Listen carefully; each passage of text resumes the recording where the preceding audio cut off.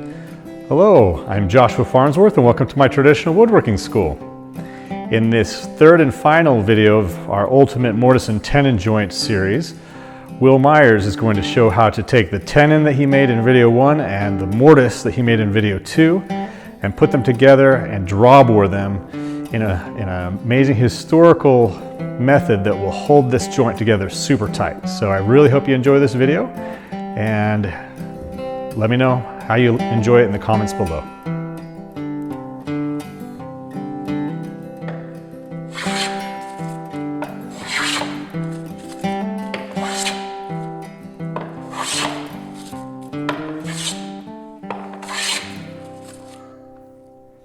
Now that we have our angles cut on our top and bottom pieces here, and we've got our shapes made, the ends rounded a little bit, we're getting towards finishing these pieces, so we've got a few more things to do before that point though. And one, we've still got to deal with our mortise for our long stretcher, but right now I'm going to deal with drawboring, and this is what we want to do is peg these, and we're actually going to use the peg to pull this joint together. It's called drawboring. It eliminates the need for a clamp, and it's a super strong joint. I mean, it just pulls it together just tight as a tick. So the layout for that is pretty simple. So what I'm going to do here, find my measuring, my ruler here. I'm just using one peg on this one. The first table I made, I used 2, but I think 1's fine. So that's what I'm going to do. So I'm just going to roughly center that pin right here in the mortise, and I've got my layout lines here on the side that are the width of the mortise. So let's see, they're about 2.5. So that means we need to be about 1.25 inches. And a little bit more than 2.5 that way, so, or a little less rather. We're going to center it there, 1.25 inches.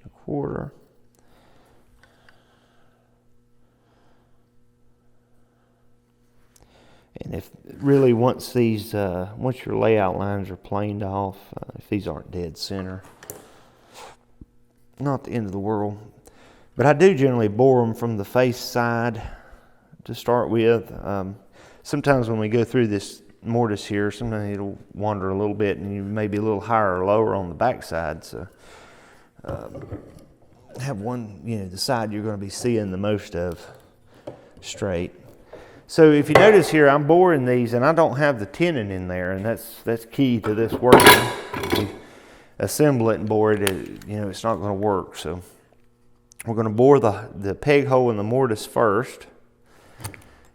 Well, and I'm just using on this one a 3/8 peg. So this is a 3/8 auger, and just bore straight on through there, and it's going to break through into the mortise.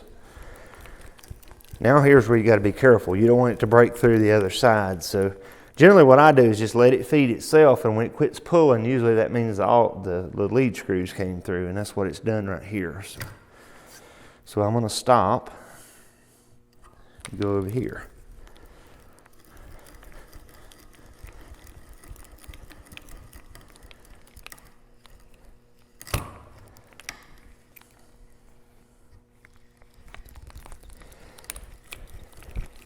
And I'm just boring, it's feeding itself. I'm not pushing. And it's stripped out a little bit, so I'm going to have to push just a little. There it is. Okay. So we have bored it almost all the way through. You see my 2 little points from the lead screw there. So now we're just going to come back from this side, same auger, and take that last little bit out.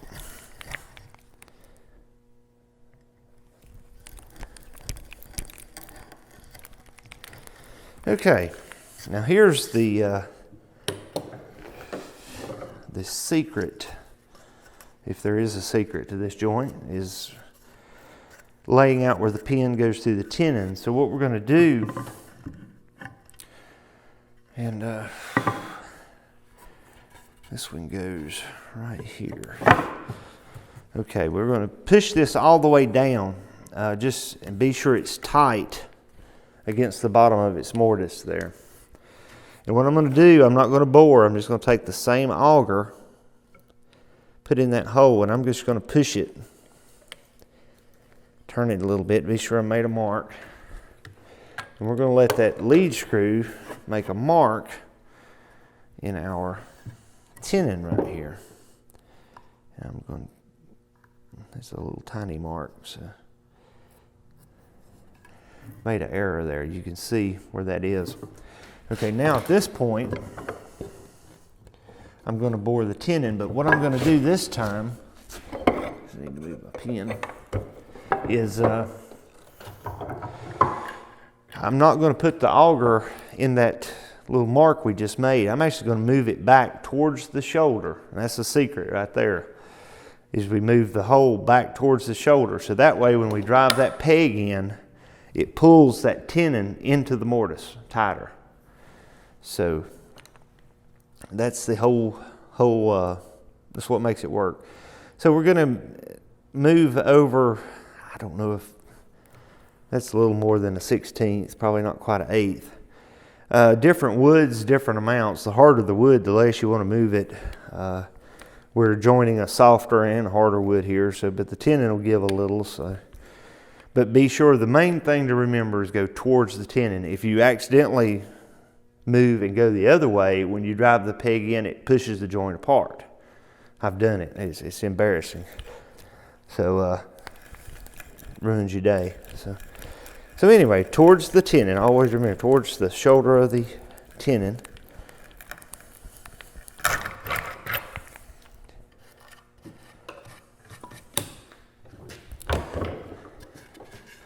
So now at this point, I get it if you can see it.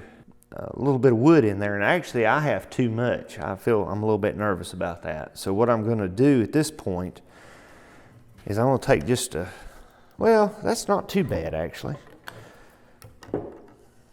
As long as the hole isn't real deep, you can take a pencil and mark that. This side looks pretty good, so I'm not going to mess with this side. But you can see right here, that's where my hole in the mortise is lining up. So I need to take just a little bit out of there, and all I'm going to do there is just a little rat tail file.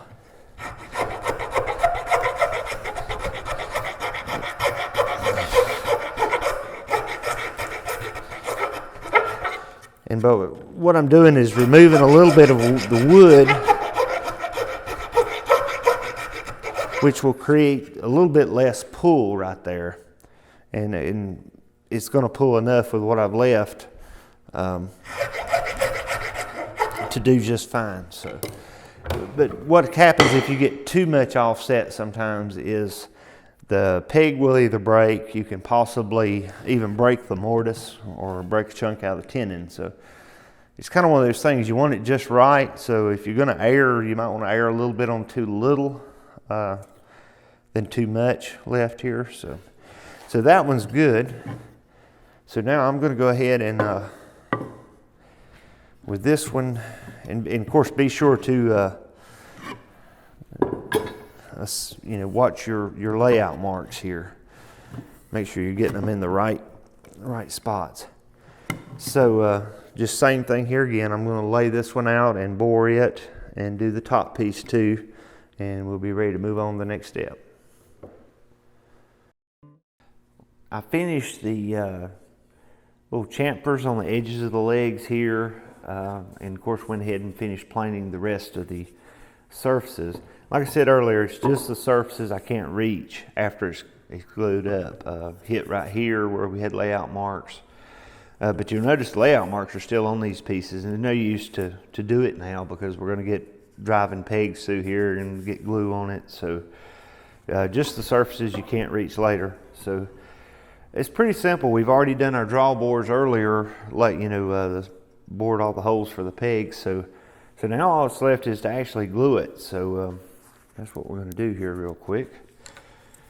And just like earlier, I don't on these, I don't go real crazy on the amount of glue. With the draw bore, you've got a very powerful, strong joint anyway, even with no glue. So the glue's kind of icing on the cake, I guess you would say, in my opinion.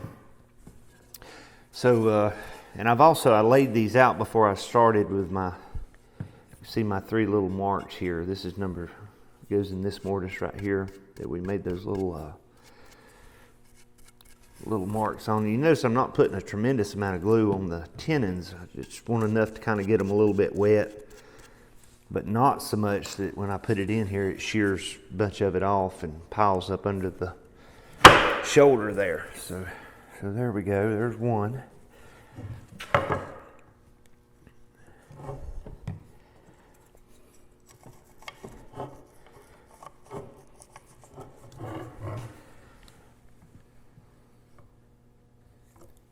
One thing nice about the draw bore is you really don't have to wait on the glue to set. These joints are pulled up tight immediately and won't move after the pegs are in. So you can go on to next step and not worry about hurting anything. So I'm going to check my marks, make sure I didn't reverse this one. Number 4, that looks about right.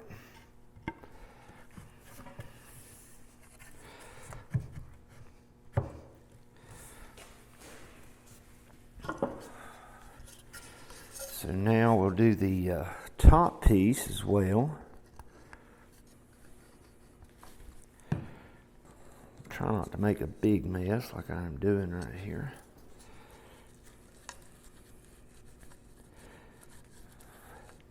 And another, I may have mentioned it earlier, by using the drawboard joints, it eliminates the need for clamps, which, if you have limited tools, is a good thing. Because the pins pull it together, as you'll see here in just a second, and we just simply don't need them. So we get a little bit on the tenons here, and we're just real quickly.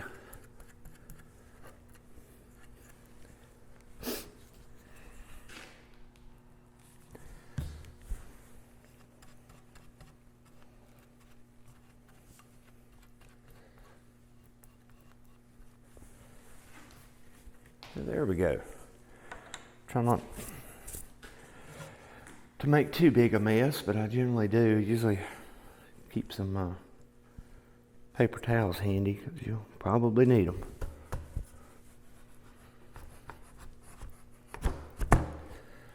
Okay, there we go. So now with the pins, the pegs here, make sure these are all the way down. I'm going to let this hang off the edge of the bench just a little bit. I can look through my peg holes right here. You can wax these, different things. If you'll notice, I have kind of put a nice little long tapered point on these because they've kind of got to snake around a little bit. And you want to be sure that point makes it through the other side. If it catches, it'll tear the other side out. So I'm going to put a little bit of glue on these as I go. Like I said, if you wax them, of course the glue doesn't do much good. But I think I've got these.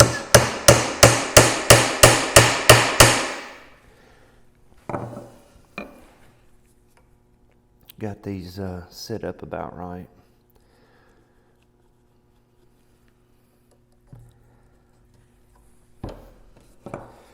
And you can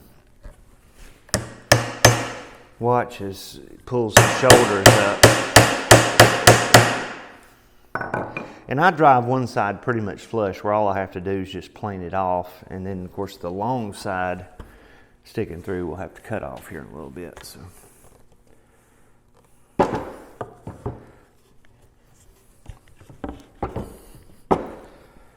So now, do these top two.